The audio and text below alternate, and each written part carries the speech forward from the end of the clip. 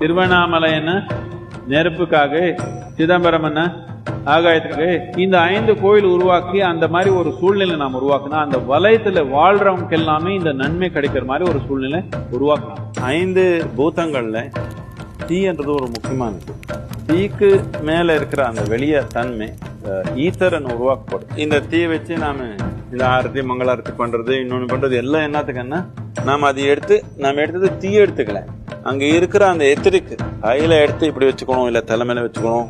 எதுக்குன்னா tremendously பியூரிஃபிகேட்டரி and also energising. எவ்வளோ பேருக்கு சும்மா இப்படி மங்களாரத்தி எடுத்தாலே அவர் வாழ்க்கை மாறிடுச்சுன்னு நினைச்சுக்கிறாங்க. 2 வாரம் முன்னாடி திருவண்ணாமலையில இருந்தேன்.